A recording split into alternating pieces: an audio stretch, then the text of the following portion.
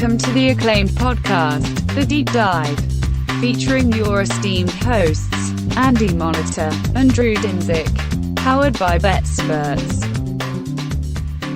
Welcome to The Deep Dive. We're talking Minnesota Vikings. We're talking Chicago Bears today. We're talking NFC North this week. If you haven't already figured it out, we've saved some of the better, more exciting, more fun conversations for the heart of this preview series, and I'm fired up for NFC North generally. I have to take that down.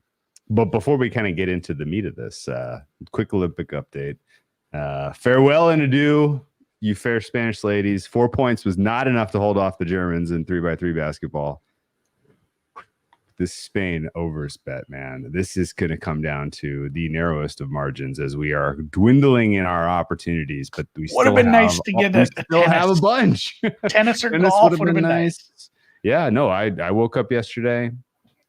Carlos Alcaraz had multiple break chances at the end of the first set to seize control of the gold medal match against Djokovic.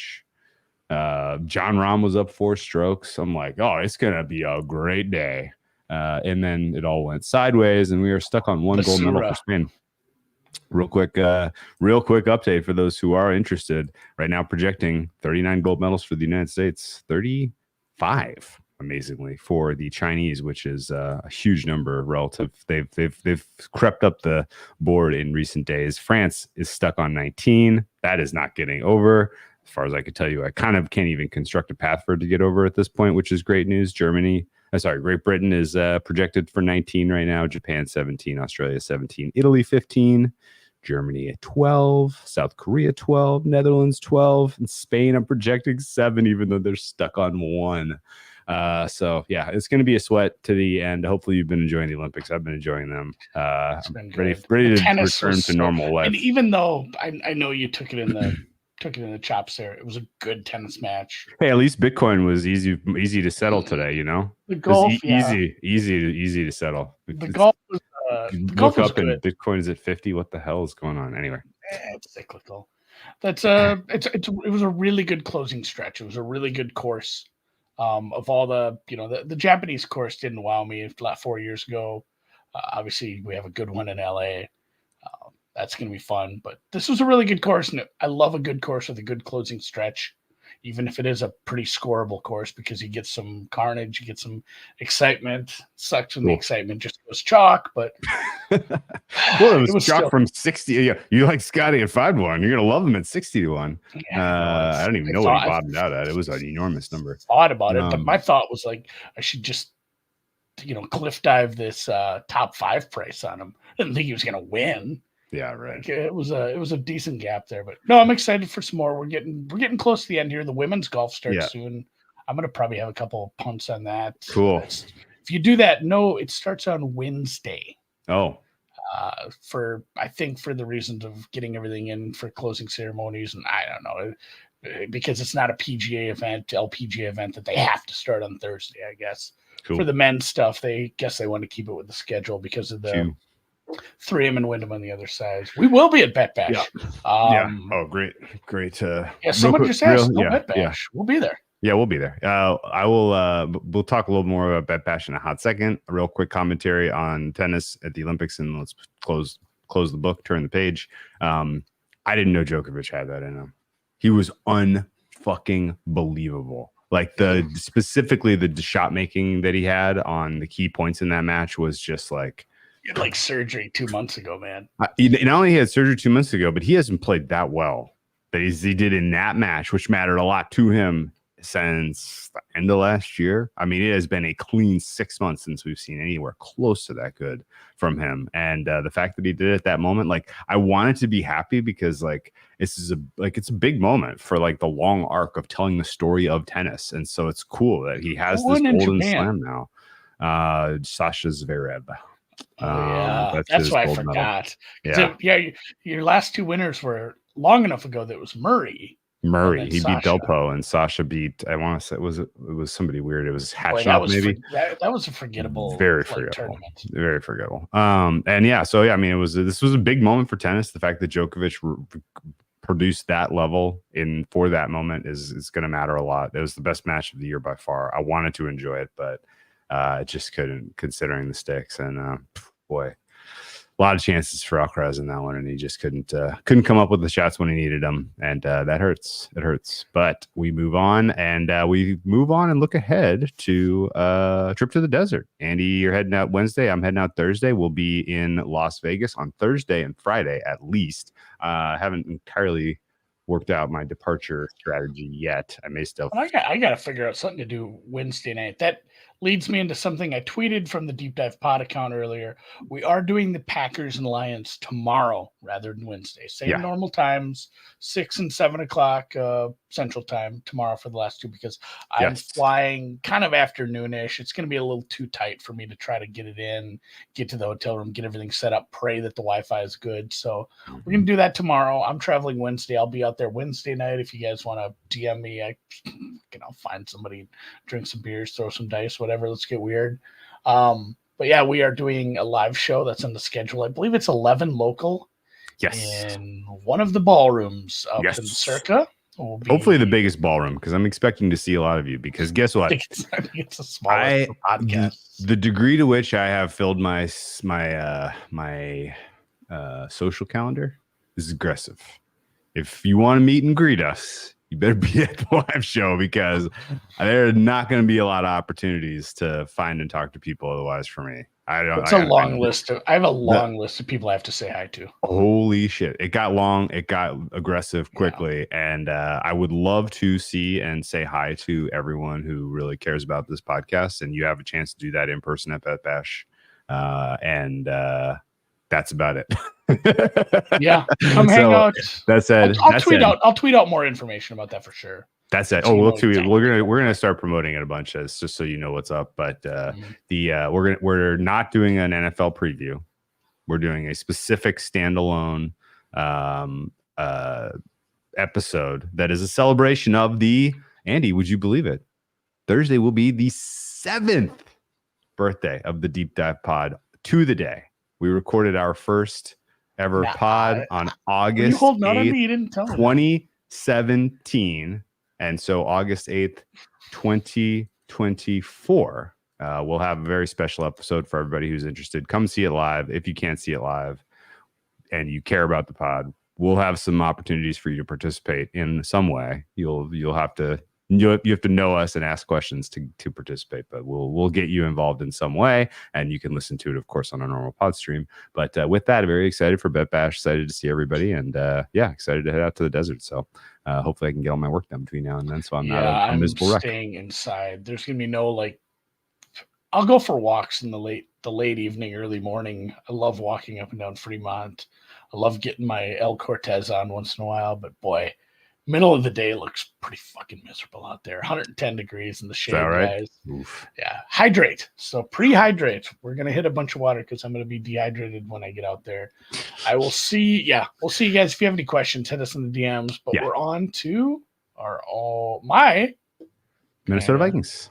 Minnesota Vikings, who are your fourth favorite, and by a bunch. They are not expected to be 11-1 to win the North contender in the NFC North, and a big part of that is they're missing a very important component to a successful NFL team, and that's a steady, well playing, experienced quarterback who's now in Atlanta. No, you're not allowed to downgrade the Vikings for missing Cousins, because you think Cousins is very good. I would take him over Kissing Sisters Sam Darnold, or was he a Cougar guy too? No, that was Zach Wilson. No, those Jets quarterbacks have just mononucleosis. Out indefinitely. All right, no, I'm seeing ghosts. He had a bunch of memes. He did, yeah. Seeing ghosts against the Patriots. The Patriots on their schedule this year. We might need to do a power ranking of quarterback memes. Yeah. Okay, so the Vikings story is fascinating because, was it time to move on from Cousins? Probably. I don't think anyone really in the space was like, why didn't they just make a deal, keep him around?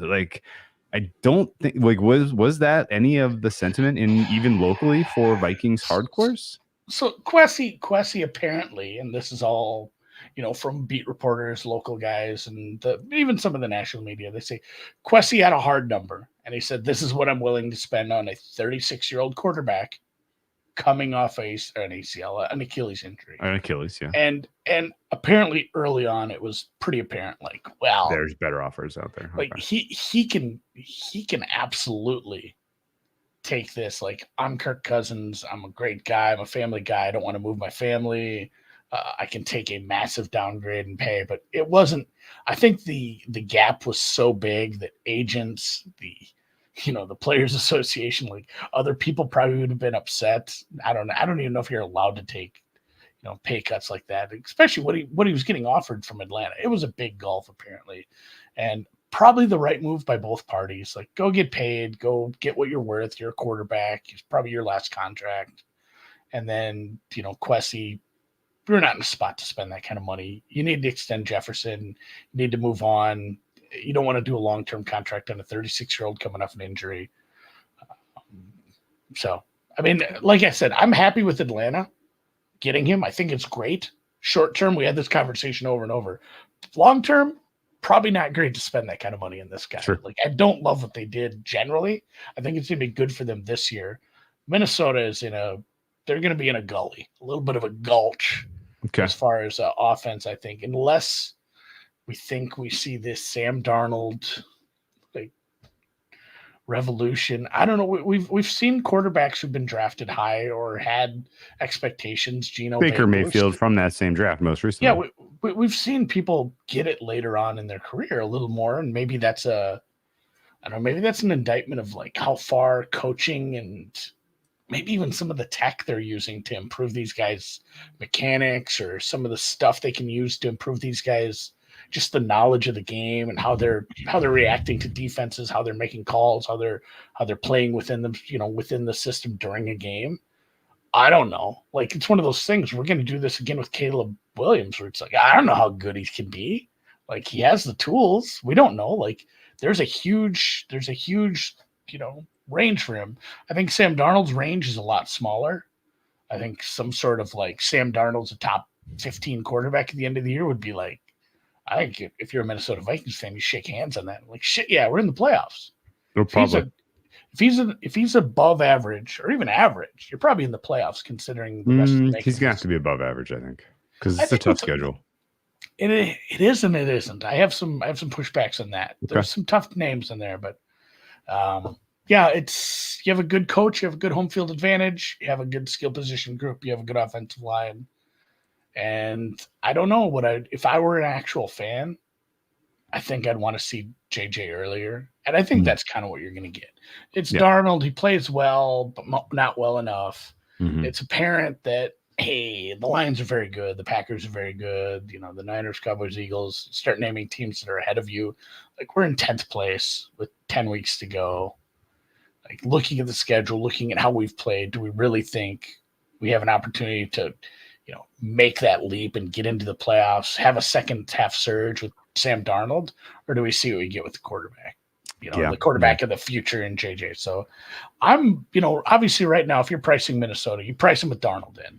It's all but, I don't even know if that betting market is available anymore. I don't think it is either. And apparently he's looked good. A lot of people have looked good in camp, apparently. Yeah. By the way, shame on us. We missed a clear and obvious quarterback meme about Kirk Cousins. You like that? You dead my son, pointing it out. That is one of the best quarterback memes, and it is the Kirk Cousins quintessential moment in pop culture. Is that number one?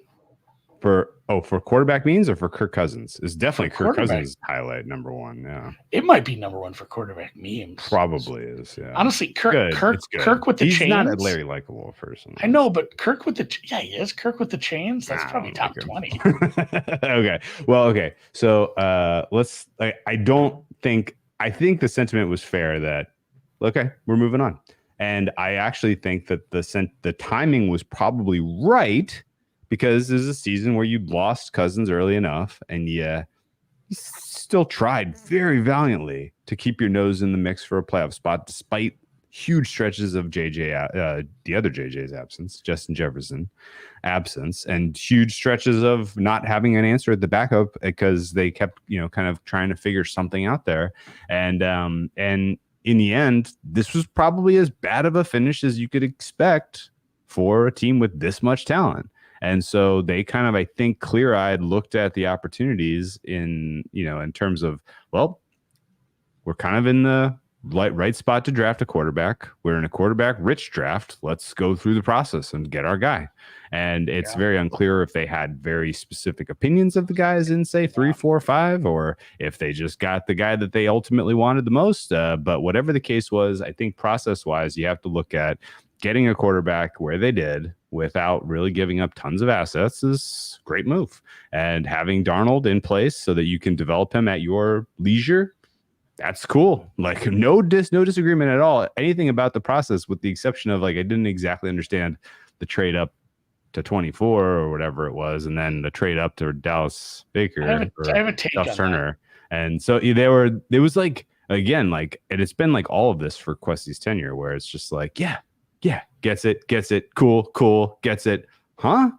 And we're gonna have 2 of those GMs today. Don't hold on to your butts, because these guys do a lot of things that seem good, good vision, and they clear-eyed. You know where you are. Now, I think personally, I don't know that I would have traded I think I would trade the success you had at the tail end of Cousins in Minnesota.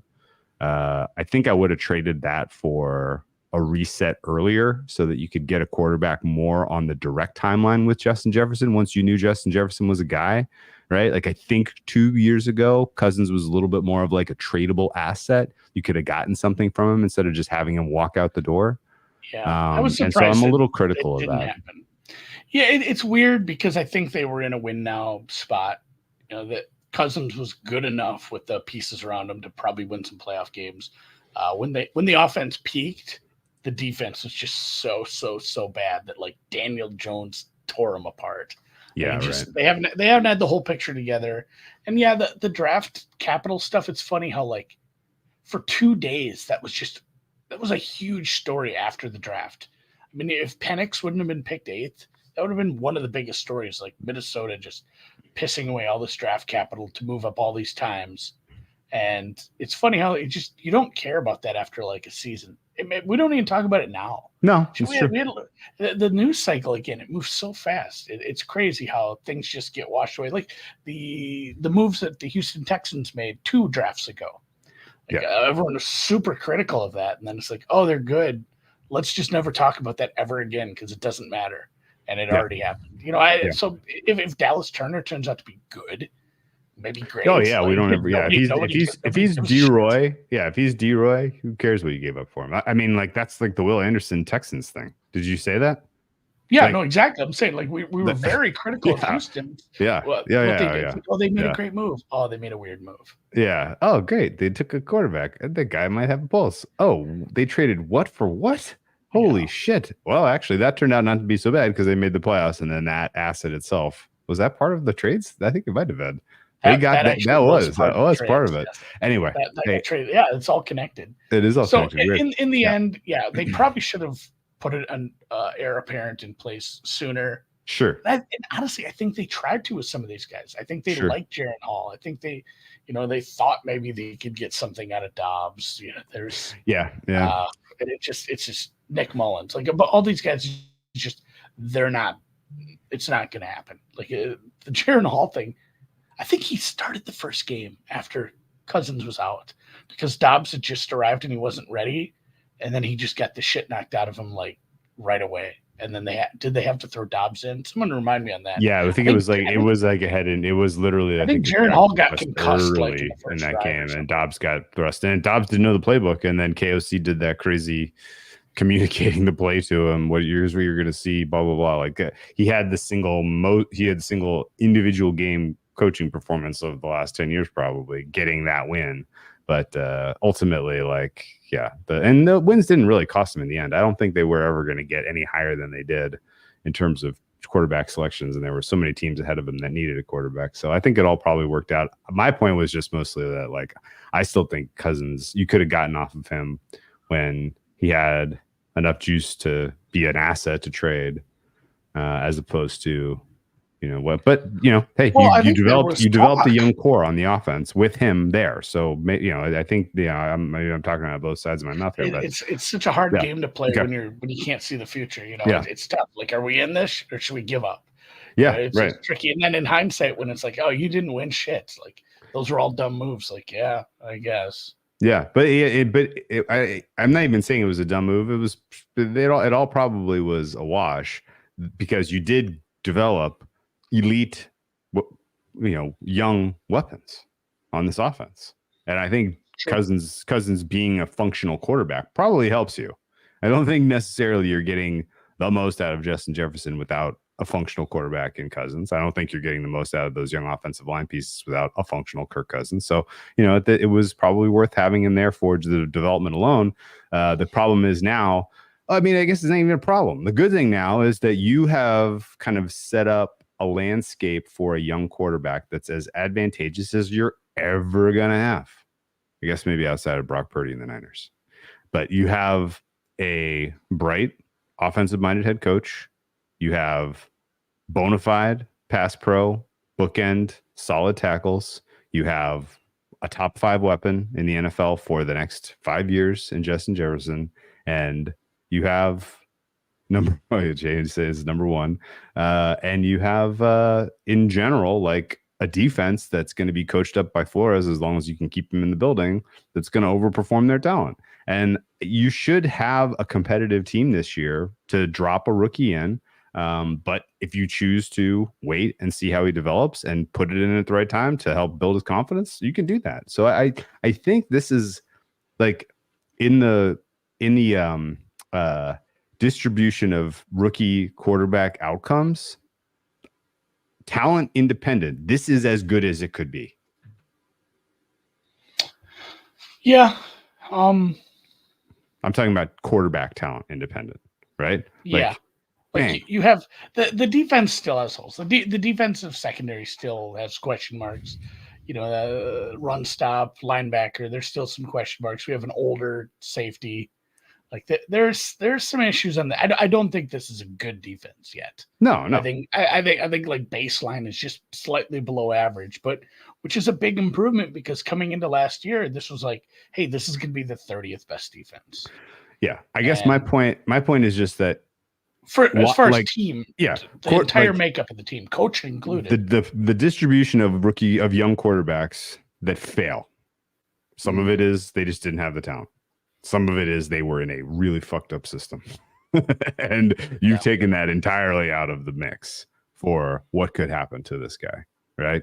Like, you really can't ask for better targets to throw to and better protection and a better system from what I can see. And maybe we're overrating Kevin O'Connell just because of, small sample size. He did some amazing things, but it does feel good. It seems right. It seems legit. And I think again, like, Caleb Williams is the easy bet on of these quarterbacks to have a solid career because of the talent question.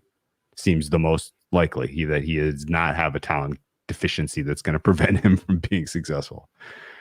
JJ McCarthy, we really don't know, particularly because his experience at Michigan was short and he didn't have to do very much. And when he did have to do difficult things, he did them. So there's no like obvious reason to doubt, like there would be with some other kind of championship pedigree quarterbacks who come from the college ranks who are in super teams, right? Like, this wasn't really that. He did amazing things on 3rd and down. He showed athleticism. He has a good ball. He apparently is a character fit for a lot of teams, in the Vikings in particular. So, I think this will work. And I think he's a close second choice to Caleb Williams for a bet on that this will be a successful experience. And so you should be able to get at least 5 years of cheap production from JJ McCarthy. We'll say 4, because this year you don't expect much production, but you should have a 4-year window here where you have a very good team that you continue to add talent to, particularly on the defensive side of the ball. Yeah. And be competitive. And that's what you need to be right now because you're all of a sudden in an absolute dogfight of a division. You can say the same thing about Chicago. You can say something almost identical or very similar about Green Bay. The Lions all of a sudden are like a bona fide team with lots of positives and no real holes. Like you needed this chance. And I think the Vikings finding success, postseason success in particular, in the next 4 years, it's going to ultimately depend on whether they can develop JJ and whether he has the talent. But there's really no other excuses. Yeah, we'll find out. I mean, you'll find out what the offensive coaching staff is, what their capability is, I guess, from a development standpoint. And sometimes you can have good development coaches and just, hey, this just wasn't going to work out. He wasn't meant to be a pro. He doesn't have it. So I'm bad. I'm bad at evaluating whether these guys make it. And so many things go into this. I mean, especially we're going to talk too much about Caleb Williams during the Vikings pod, but so many people want to, go look at his 2023 season and say, well, he didn't do this right and he didn't do that right. But there was flux at, kind of the offensive game planning. 2 years ago, he had Jordan Addison, which is a nice connection here, who was very good. Last year, his receivers that I think came out both went like 6th and 7th rounders.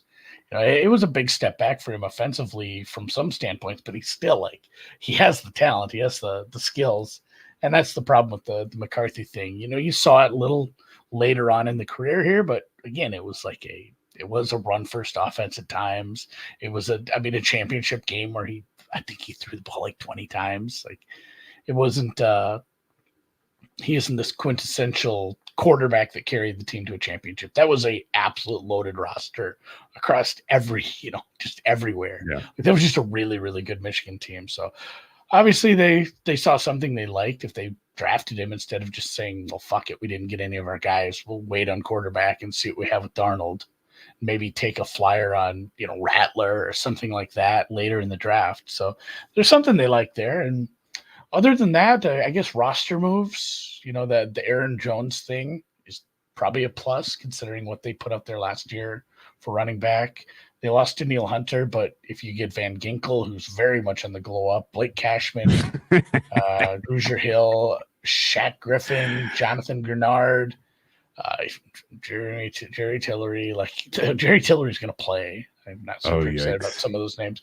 You drafted Dallas Turner, I think you're in a good spot to improve this defense. You're in a spot to see what you have with an offense here. Eventually, I think the most likely scenario is the one we laid out where Darnold starts the year, JJ gets used to things, and at some point they insert him, knowing we're not winning the Super Bowl with Sam Darnold, guys. What should we get the kids some experience, see what we got for a 2025 run where we maybe sign a big free agent for, in the interior line, and we add some pieces to the secondary, draft something, fix this defense once and for all. JJ's got 8 or 10 games under his belt, and 2025, rally ho into the fray. So I think that's the most likely thing. And honestly, we both said this prior to the show. We said our gap between the Bears and the Vikings is not as big as what the market's making it.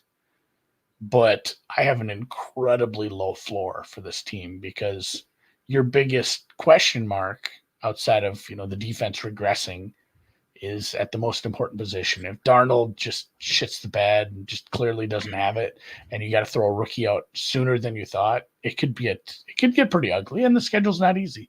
Yeah, no, that's all very fair. And I thought their off season was fine. Again, with the narrow exception of not giving yourself more bites at the apple in the draft and trying to get younger. I was a little unclear of the vision. But if you hit an elite quarterback and if you hit an elite pass rusher, then all is forgiven because then you are all of a sudden, you set your franchise up for contention right away. So you'll see. I would just say that I'm currently of the mind space that JJ McCarthy has a very real chance to succeed, considering the talent that's around him. And if he doesn't, I don't even know if I'm going to blame the talent evaluators or if I'm going to have more of a critical eye on Kevin O'Connell, because I don't really know what to think of Kevin O'Connell being able to, kind of emulate McVay as opposed to just, be able to make some good in-game calls with a young quarterback who's out of his depth. It's a different ask. Kevin O'Connell didn't have a very good game plan for the Giants playoff game. He didn't have, he's never been able to crack defenses like the Eagles that other coaches have had no problem cracking. So it may be, he may ultimately be a hair overrated. It's tough to say. What did you make of I guess just in general, I don't really want to call getting Shaq Griffin like a move, honestly. It matters to this team though. Like there's a lot of teams where that wouldn't help, but it does matter to this team because they needed help there. I don't think it's going to be, people are taught like, oh, that's the straw that stirred the drink. This defense is top 10 now, but they had to do something. And they did make some moves defensively. It'll be interesting to see with Flores' second year, some of the guys in his system now for the second time. Van Ginkel played for him when he started his career down in Miami. True. That guy, the more I dug into Van Ginkel, I know that was always a joke because we thought his name was funny back when he was just like some special temer. Oh, his numbers are great. His numbers are electric. Not in everything. It's like this guy's like a 3-tool player. Like he's got it all going for him. I think he's going to be huge because that's a big part of what Flores does. Is a lot of everyone's like, oh, he's a big blitzer. Well, sometimes it's not even like a disguised blitz. It's like I'm going to put 6 guys up there and they're all going to run at you. Yeah. Or I'm going to put 8 guys up there and 3 are going to run at you. He does a lot of unique things and. Yeah. It was tough, I think, at times with the talent he had last year. So I'm excited to see. I guess here's the problem I have is like if you want to go the Andrew Van Ginkel and rookie, edge rusher route of the world, combine that with a Flores scheme that does a lot of blitzing and get your pass rush going, fine.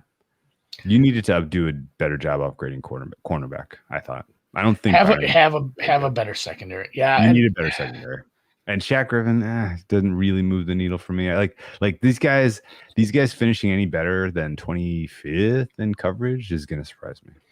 So I think it'll be better with Murphy inside. We can talk more about that with get pass defense because it's going to be Griffin on one side and then probably Blackman or Evans, Caleb Evans. I don't think Andrew Booth is more than rotational. But you get Byron Murphy back playing inside. Everyone seems to agree that that's going to be a good spot. They did draft a cornerback. Sadly, he was killed by a drunk driver several weeks ago. Brutal. I'm not super sure, how much he would have played into the season, but they did make several attempts. But again, it was a day 2 pick and Shaq Griffin. So it's not like they went out and got a big name. And they do have good safety play. You know what would have helped though? If you had hit on Scene or Booth. Yeah, Scene might not make the team. Booth is definitely further down the rotation chart than he probably was looking at, as last year. So the fact that you hit on Metellus is nice. Bynum playing well is good. But yeah, you need one good outside corner because Shaq Griffin is probably your best outside corner, and it's not going to help you with your pass rate. Now, that is another wonder I have about this defense is they were probably worse last year in the secondary, especially early on in the season. And when you went with this blitz heavy approach, if the blitz didn't get there, it's just going to make your secondary numbers look worse because you're going to have a higher average target, higher average yards per completion, yards per attempt. Everything's going to bring down those secondary numbers. But also, like if they were good, it wouldn't matter. Like if you have a good corner and the blitz doesn't get there, the corner takes over at that point. They still weren't good. I don't want to make excuses. I'm saying maybe they weren't abhorrent. They were just bad, just regular bad. Okay. So talk me through your rating for QBOC. You're assuming you're assuming Darnold, I'm guessing, to start the season with KOC. Is that And would it change much if there's a switch? Like, what's the short-term, long-term answer here for the rating for median to start and range as we go through the season? I mean, it's clearly a backup. It's clearly a bridge, but I do regard KOC highly as a schemer, at least as an offensive scheme. So I'm at a 3, and I don't know if they deserve it with Darnold. That sucks to make Darnold a 3 because I'm going to have Caleb Williams as 2.5. Spoiler alert, because he's a rookie, never played in the NFL. Okay, Darnold is not doing much of the lifting. This is more OC. This is more, hey, can you do a Purdy? I mean, for lack of a better term, like this guy probably isn't great. And I know Purdy has taken some leaps forward. He is not just some product of the system now. He is much better than he was to start. And maybe that's something you can get out of Darnold. Maybe you just never had the coaching staff to get the most out of him. And again, I'm not expecting Darnold to play at the level that we thought we'd get when we drafted him that high to the Jets, where it's like, hey, this is the future franchise quarterback who's going to be a top 5 guy someday. I'm just saying, can KOC get Sam Darnold to be the 15th best quarterback in the league? Definitely. Because he has 2 good tackles. He has Justin Jefferson. He has Addison, Hawkinson at some point. He has a good receiving running back. He should have a good scheme. I think if it's Darnold and a bad OC, this is like a 1, man. Funny enough, I think, spoiler alert, I think the Vikings offense for me is going to come rated around 15th. So very close to where you're at. I'm at 3 also, by the way. What's your skill position group rating for these guys? And did you account for no Hawkinson to start? Okay. I'm going 0 Hawk. All right. And Addison, no likelihood of a suspension? Addison, so it's funny enough timing. Today or yesterday, they actually formally charged him. If you saw, the court date is the day after they play the London game, which shit. A lot of times, a lot of times these don't go to court. There's usually a plea out. Is he allowed to travel internationally under? I don't think he's like a flight risk at this point. Do you want your NFL contract, or do you want to serve 30 days? Sentence to serve. I have him playing because the way this works, I don't think they'll suspend him until due process. If they do it all, it does sound like he did have alcohol in his system. There was some speculation it was weed, but it sounds like he blew over a .08, so he's probably going to get in a little trouble. Okay. So this is the one I wanted to harken back to Dallas. I gave Dallas a 5 in their skill position groups, despite having a top 3 wide receiver. So this was tougher. And looking, just pound for pound, I had to go higher, even with Hawkinson out. Yes, for sure. Aaron Jones is very good. People don't give enough credit for being a bruiser, being a red zone guy. His yards after contact numbers are elite when he's healthy. He's a huge boon to the passing offense. Honestly, the only red flag is the Packers gave up on him for some reason. Yeah, I'm not sure. I guess they really wanted Jacobs, but I went 6.5, which was a little dicey because I don't think it moves up a lot. With Hawkinson, I think this is a 7 because you have him, you have like I said, you have Addison. It gets a little thin after that in the wide receiver room. I want to know what you think of Brandon Powell. I think these guys are getting tiny slices of the pie. If they're called upon, it's because of injury, and I don't know that I'm seeing a ton of. I don't have questions about availability here. I have no idea if Brandon Powell or Trent Sherfield are going to make any kind of impact in the. Jalen Naylor is a name I wanted to mention. He just hasn't. Naylor. They're saying this guy is electric. He's been electric. He's just never healthy. I don't know. I read up a little. It's a lot of it seems like camp hype, but then you go look and this guy has missed a bunch of time. He hasn't had the chance. They're saying this guy could win wide receiver 3, which when it's a guy you really haven't heard of that has a good chance to win wide receiver 3, it kind of speaks to the level of your wide receiver 3. It's stud 1, very good 2, probably, I mean, at ceiling, if he comes back healthy, eventually a top 5 tight end. Josh Oliver's decent. Johnny Munt's decent. Sure. You have Sure. especially in run blocking, and then you have a good running back and a good backup.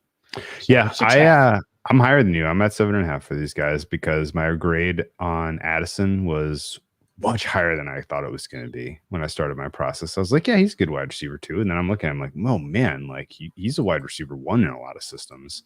Well, he was for a while because of the missed time. That's where I struggled with his stuff. I think that's why my grade was so high. Well, because I was treating him through that lens, and his ability to, I think particularly his ability to create separation as a 1 was pretty damn impressive. And Justin Jefferson speaks for himself. He's pretty clearly top 3. You say top 1, that's fine. But whatever the case is, that's a 1-2 punch that Matt is sick. And I grade Jones fine, although I am a little, why is he here? How old do you think Aaron Jones is? Because in my head, it's like Aaron Jones is like 30 years old. That's why. Well, he wears number 33, which I feel like makes him feel older. Yeah, he's only 29. Okay, that's still kind of old. He's gonna be 30 this December. It is kind of old, so I did have to dock him for the depth because, again, if Powell has to start a bunch of time because somebody gets suspended, probably or hurt, that's bad. It's a bad situation. If Jalen Naylor is the stud that the beat reporters are writing about because they have to have something to write about at this point in the year, then maybe we're cooking a fire. What's your upgrade when Hawk comes back? Oh yeah, no question. But see, that's the thing is like I wanted a high starting point so I don't have to make a big adjustment when he comes back. Because again, like when he comes back, he's going to be taking targets away from Jefferson S. So it's not really like going to make a huge difference, I don't think. Anyway, O-line for you. 6. Ooh, I'm higher than you on this one too. I'm at 7 for these guys. Okay, so I'm more bullish on the Vikings for some reason. You have a hometown more critical eye. I gotta listen built into me. Darisa's a top 5 tackles. That's his ceiling. Like he can get there if he's completely healthy. The other right tackle, Brian O'Neill, is very, very, very good. Yes, this might be. This is in the conversation for top tandem though. Yeah, so they had a high end pass block grade, even with the quarterbacks that were running around back there, making some of those stats not look so good. The interior run blocking is very suspect. The run blocking grades, while they look good, some of the individual grades look good. Some of the overall team performance wasn't there. They added Dan Feeney for depth, but like it's looking like Reisner is probably not starting now. It's probably Blake Brandel at left guard. Bradbury's good. I don't think Bradbury's great. I think he's good enough. But yeah, you have two kind of weak links at guard, and Ed Ingram, if he shows improvement, this can go up. But yeah, it's going to be both guards are going to have to show improvement, and both tackles have to stay healthy, I suppose. Okay, so I'm at 7 for these guys, and I do think they're in the conversation for best tackle duo in the NFL. Interior guys, all graded fine for me, and I think they can do their jobs well. And the depth isn't even really that bad, honestly. Like they have a lot of guys who can step. No, right. Like I said, Reisner played a bunch. Yeah, he's played. Dan Feeney has played. These guys you don't want to start these guys, but if you have to, I don't think I'm not that worried. And as an extension of it, like I said, Josh Oliver, it's a good run blocking tight end. Yeah, if you want to kind of extend your number there a little. Okay, so I'm at a 51st percentile for their offense. You're at a 46th. So you think this is a below average offense. I'm a little bit above. What is your run stop number? This was really tough for me because, again, like Brian Flores contorts a defense to the degree that it's tough to kind of really grade them. But I think he elevates them. Today is going to be very tough to talk about the defense because of the scheme, because of the turnover. The interior of this defensive line is kind of rough. You're going to have Cashman, Van Ginkel, Grenard. Tillery and Phillips aren't great. This is a 3 for run stop. Nothing I looked at. You have Harrison Smith. I went 3.5 because of Harrison Smith. The second and third levels are going to have to be a big part of what the run stop is. And if that's the case, they're either playing in the box or that was a successful run anyway. So, okay, good point. That's a good point. I'm at 3.5, but I no disagreement really. It could have gone either way there. Pass rush for you is what? 5.5. Oh, look at us on the exact same page there. I'm also a 5.5. Is it a matter of scheme here that is getting you above average, or are there pieces in particular, pass rush wise, that get you excited? You have enough pieces that are good to very good. Van Ginkel, Grenard, Turner is an unknown. I don't want to use that as part of the rating, but obviously has a lot of upside, especially as a, similar to what we saw with Will Anderson or Jalen, where, hey, we're not asking you to be the edge guy for, 70% of the snaps. Like you're going to rotate through. You're going to be a guy who's going to get in spots we think you succeed. You have a good defensive coordinator. And then again, Blake Cashman, Ivan Pace, Tillery, who I don't like in the middle for a lot of reasons. Like they all rate out well for pass rush. Right. You're going to see small samples for pass rush numbers for like secondary pieces, but I'm giving all those a little more credence because of obviously the defensive coordinator. So slightly above average, but this number could definitely go up with these. I agree with that. Unknown pieces come together. Yeah. Dallas Turner in particular. Like if he pops, look out. Like all of a sudden this could be a really good unit. For pass rush, that is. Coverage is a different story. Where's your number there? This is a 4.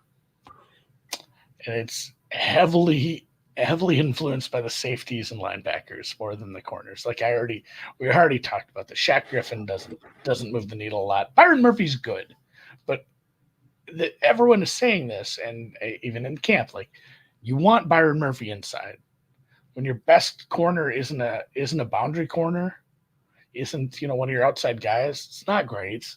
So your cornerback room is weak as shit, but you have 3 good safeties. Metellus is all over. Bynum is a stud. Harrison Smith is still good enough at his age. And what Flores does with all 3 of those guys, especially moving Metellus around, it's important. And, important to some of the success we've seen from these guys. You have some of these younger players like Blackman and Evans, maybe have some upside. Again, Booth, I don't think.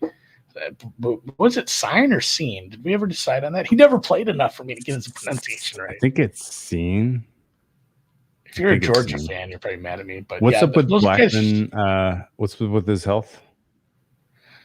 I had a note on that. He went flat out IR, so I kind of assumed he wasn't going to be available. And he's the only guy that I had graded last year that I was kind of excited about. Everybody else, I'm like pretty out on. Yeah, I don't know. What does the actual depth chart say right now? Does it say Griffin? It says Murphy, Griffin, Metellus, Nickel. Yeah, and it says, that's kind of how it's tough to put these depth charts together because so many teams, they don't play with a specific a base defense that often anymore. So yeah, Metellus is going to be in a ton. It's going to be a lot of 3 safety looks. Okay. And then I had some. I'm gonna have to go double check, but I had some good coverage grades for several of the linebackers. Okay. So it's bad, but it's not abhorrent. Okay, I'm low. I'm at 2.5 here. This cornerback unit, this cornerback room, particularly in the absence of Blackman, who I had was the only kind of bright spot, looks like trouble. And that was kind of. I mean, Murphy is a weird case, maybe. Because he's got like Oh yeah, never mind on Blackman. Fuck me. What's going on? Yeah, he's out. I think he's toast. That's too bad, man. That really is a bummer. I was looking at depth charts. I think he might be injured. Let me double check on that. Okay, yeah, because he wasn't even pupped. He wasn't even pupped. He was just flat out IR'd. So I kind of assumed maybe if he came back, that'd be good. Yeah, I had him down as like missing time for a knee injury. The knee injury is a ACL he tore about a week ago. Oh, so he's in trouble. Okay. Okay. So again, at this point, you're probably looking at like a Caleb Evans getting more time. Yeah, we'll downgrade this. Okay. So I'm at 38th percentile for defense. How low do you want to go? What did I have? A 4. Let's take that to a 3. 3. Okay. So you're at 38. We're basically probably put Evans up there.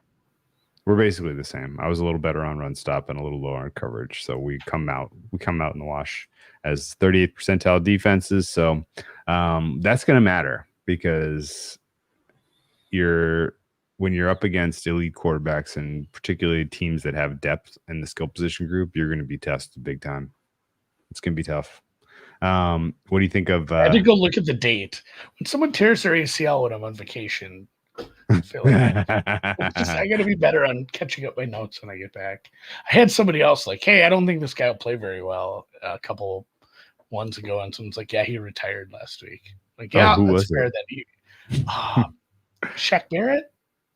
Oh yeah, Shaq Barrett retired. Yeah. Special teams is a 5.5. Okay, it's fine. It's fine. What? Truthfully, like they're starting a rookie kicker. He was clearly the top-rated kicker in the draft, but they're starting a rookie kicker. They have an okay punter, Ty Chandler, Brandon Powell, and Kene Nwangu. Like you have good returners, not great. Matt Daniels is their special teams coordinator, and he was ranked 3rd in the league on the NFLPA survey of coordinators. So he's highly thought of, but the sum of the parts is average to slightly above average. Depends. Okay. If this rookie kicker works out, then it's probably a good special teams. Okay. Intangibles. 7. Look at us. I'm at 6.5, but yeah, I maybe thought I was going to be high. Talk me through a bullish rating on this coaching staff. I think we're still just early in O'Donnell. Like, he wasn't a true OC, given the responsibility that an OC would give when he was in LA. Like, coming in being, what is this, his 3rd year now? Like, there is a learning curve, and I think he's ahead of it. I think Flores is a huge, probably someone he can lean on. I don't know what the word I'm looking for there. Just a benefit to have in the room as someone who's done it at the highest level, and he's a great coordinator. So I think it's a very good coaching staff in general, and then it's a dome team. Like you have an inherent home field advantage when you're playing well. Okay. What is the final score then for you? I'm at 6.5. You're at 7. We generally agree. The dome definitely matters. The defense, the coaching, the adjustments, all of it seems solid. The go for it. And just in general, like the organization, like being number one and treating the family and for medical staff, like they consistently. They did rate out well on that they NFL. Consistently get all that stuff. Like they're doing it right. Okay, so in totality, you're at a 46th percentile for the Vikings. I'm at a 49th, so we're both just under having them as a neutral against an average on a neutral. So, would you give them -1, -2, -1.5? -2. -2. Okay, I'm at -1. You're at -2. That's fair. That's fair. Okay. Let's look at their schedule, which is where it gets interesting because the first schedule I looked at of any of them on the release was this one, because there were very few teams that seemed to have a quarterback placeholder plan in place, right? And you look at this schedule specifically wondering, when are we going to see JJ? Where's the entry point? Where's the entry point? Where's the swapperoo? And the NFL said, you know what? Fuck off. We're going to send you internationally week 5, and then you get an early bye. So, and it's still probably Detroit. It's a home game. It's a good team, but you can't just be like, I can't throw them out against a good team. I think the real spots like you can't throw them out against this is like when you have a young quarterback against a nasty defense, nasty pass rush, and your offensive line sucks ass. Like there are spots. Yeah, obviously this offensive line is above average, but there's some spots where I wouldn't want to put them out against certain pass rushes. Detroit's is good, but at home with your offensive line, sure, it's not a terrible spot. Quick turnaround. The only thing is on the road. Then you have to put a rookie through the 4-day turnaround into a Thursday night football game. So ideally, I think the real answer is Indianapolis week 9. It's probably Arizona week 13. Because Indy week 9 would be good, but then you go at. and then you have a nice little three. You can't coddle him too much, I guess. No, I know. I think honestly, I think there's probably there's some opportunity for some surprise optimism to come from that first 5 weeks if you steal any of those games after you beat the Giants, presumably week 1, if you can beat them. Yeah, I guess just to say it out loud, their week 2 through 5 stretch is horrifically tough. Versus San Francisco, versus Houston, 2 elite quarterbacks and weapons. That's going to be a problem. Like, you're going up against weapon. Green Bay, weapon. Jets, not as many weapons. International game, kind of interesting one. So, if you can take care of the Giants and the Jets somehow, I could see maybe a little bit of Darnold he's doing something. He just got that big win over the Jets, and we all saw it. It was international. At which point, maybe he survives for the Detroit, LA games, and then you do have a tough time where you have winnable games, and if you aren't completely out of it, then maybe you stick with Darnold through Indy, Jacks 10 shy, and then if you lose, say, Jacksonville, Chicago in that stretch with the 3 on the road, then maybe December is JJ McCarthy time against Arizona, Atlanta, Chicago, 3 home games in a row, 3 defenses that he should be able to do a little bit of damage against. And yeah, I mean, it's I think the decision point is probably, you kind of alluded to it. How bad does it go with Darnold against good teams? Really, the Jets game. The Jets game is Darnold's opportunity to prove to you he deserves another month. Yeah, if he can do it against, some teams and not shit all over himself, then yeah, you say like, all right, more time for JJ to prep, have him to sit in on the meetings, have him do some mock prep, work with the ones a little, be ready for when it's actually his turn to get tapped and called out of the pen. But yeah, I mean, it wouldn't surprise me if it ended up being Indy, if it was like, how about a mitigated disaster? Okay. No one ever does it. It's like disasters can only be unmitigated. Huge part of my job is disaster mitigation. That's fair. It's like you can't say je ne sais quoi without saying a certain. So things go together. So if it's a mitigated disaster early on, I could see it being Indy. Okay. A couple other fun notes. So again, like the teams that I'm scared for you on the schedule are teams that have a diverse, broad set of weapons to test your secondary.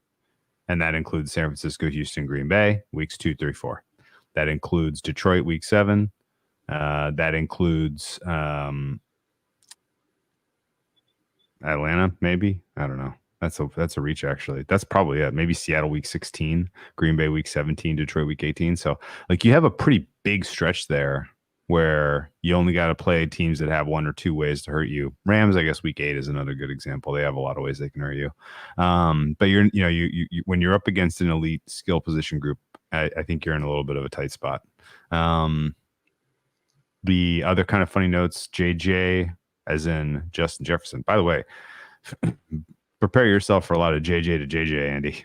You're going to have quite a few of those calls in the next several years up in Minnesota. But the Justin Jefferson versus Sauce Gardner international standalone game, hallelujah!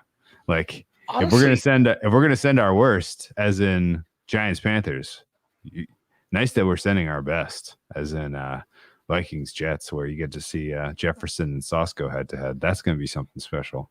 Not a lot of other, I guess. Jefferson. There's a bunch of these. Jefferson Stingley week 3 is going to be Stingley, sick. Johnson has twice with Chicago. Yeah, Tennessee. Johnson's kind of a shutdown guy now. Yeah, Snead, Johnson. Yeah, I mean Justin Jefferson. Should we be betting his under yards prop? This is kind of a really tough. This is a really tough schedule of CB1s. All of a sudden, that's a knife. That's a knife that might be worth catching. Yeah. You know what the problem. What's especially lovely about this. Week 17 and 18 are Green Bay, Detroit, where you actually probably do have a little breathing room if you're Jefferson. And it might be like, should we get him hurt in our 4-win season? Yeah, right. Yeah, he may not. If he has like, oh, my ankle's sore. Maybe you snap counting him. Yeah, or you There are shoot for some the games shoot, where shoot he for the could. if he's gonna play, shoot for the middle, and you go for Yeah, that's true. his specific prop, his game prop over in those two games to try to hit it. But yeah, no, there's only a couple of spots on this schedule where he's drawing weak CB coverage. I'm gonna point him out here. Week 1 against the Giants. Yep. Week 7 against Detroit. Week 8 against the Rams. Week 9 against the Colts. Jags 10. Jacksonville. And then Arizona. Atlanta. No, Atlanta has they have Terrell. He could probably do a decent job. Yeah, he does move Seattle's with the guy probably gonna send Witherspoon. Some of with these him. CB ones you've been able to move around, but I mean, once they get to a certain level, they just tail them. Okay, so that's kind of an interesting potential muting of Jefferson in terms of his. Well, I mean, it makes me think that his offensive player of the year price is probably stupid wrong. Because you could put him on ice. He could struggle if he's not entirely usable with JJ yet, learning his job. And this is a tough CB1 head to head, so should be fun. A lot of fun games. 3 outdoor games in the months of November and December for the Dome team, but none of them are gross except for Chicago, where, as you've correctly pointed out, for 7 straight years, Minnesota tends to perennially underperform when they go at Chicago. But the other 2 are at Tennessee, at Seattle. Those aren't that bad. Jefferson's out, or excuse me, JJ, other JJ, is a outdoor quarterback. So true. That's a great point. Okay. Final thoughts. Betting wise, like I said, I am going to look at that. I'm going to look at the Jefferson receiving yards, maybe touchdowns, and see if there's not a price to lay against that. What do you think of the idea of a team like the Vikings, who we are rating as a little below average, not much, being priced to make the playoffs like these guys are? Like, this is a huge number for a team that's a little below average. I know it's a crowded NFC North, surely, but Vikings plus 250 to make the playoffs seems a little weird when 7 teams qualify and this team's a little below average. So I have this team rated. My overall rating for this team is higher than the Bears. Yeah, okay. So I don't disagree that the price is incorrect for playoffs. I think there's going to be a pretty mediocre team or two in the NFC playoffs again. And we thought that last year. And you know what? The Rams really came on and Tampa was playing tough. There were some fun teams, but it feels like the 7 seed could be a 9-win team. And Minnesota has that in them, even with this tough schedule to start with. So I wouldn't go. I don't think, unless you have like a cash out book or you split it up or you want to cash out half of it, I don't know if I have the stomach to go like Minnesota to win the NFC, because the ceiling feels like it's there, but I still like win 11 games, have a really surprising season, and then just get the utter shit kicked out of you by like San Francisco or Philly, Dallas, Detroit. It doesn't feel like the ceiling's that high, but I like the 2 make the playoff odds. I like JJ's rookie of the year odds. Okay. Talk to me into that. Wait for it. For it. Like holding, because it's one of those where it's not going to go down for 3 weeks, even though he hasn't played a snap. It's dumb because there's so much hold in there. They'll do that anyway to you. But eventually it'll start to drop as other people start to, accrue some liability for the books. So I'm going to look at that in like 5 weeks, see what it's at, see how this offense looking, see how the interior of the offensive line is looking, see how Hawkinson looks when he's back, see how Aaron Jones is, integrating into this offense. And there might be a bet. It's nothing big, just something I have jotted down. Path to the playoffs for them is almost certainly winning a wild card, right? I mean, 11-1 is a big number for the North, but damn, there's some other good teams in this division. Yeah. Which we're going to talk about them on Tuesday. Okay. True. All right. Okay. Well, very much interested to see what these guys look like. Very much interested to see what Sam Darnold looks like. Potentially that particular number could be adjusted down if he doesn't got it. One schedule thing too. I do hope, and we talked about this in the Giants preview. The Giants' strength was, edge rushing against good tackles, and then, if Neighbors isn't letting the world on fire yet, they don't have another strength. It's kind of a bad, two teams that are probably rated similarly, but it's not the greatest matchup for the Giants, even at home. I kind of want Darnold, and maybe some stuff people haven't seen yet, and the offense comes out. Maybe it's solvable in 3 weeks, but Darnold just kicks the shit out of the Giants. Because if you got a shorter price on the Niners on the road coming in, I wouldn't hate that. I wouldn't hate it either. And Darnold, plenty of experience at the Meadowlands, so not a place he is unfamiliar with.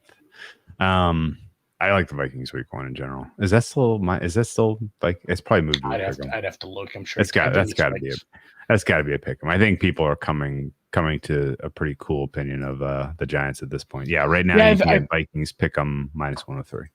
Yeah, I think a lot of that is more on the Giants' coolness than the Minnesota Heat. No question. Actually, we have had some heat this week. So, all right. With that, we'll bid you adieu, and we'll catch you. I just close the stream down, fire up a new one, same channel. It's going to be called the Chicago Bears 2024 season preview, and we're going to talk about the Bears. Hit the thumbs up on the way out. See you guys. Good luck to anyone who bet the Vikings week 1.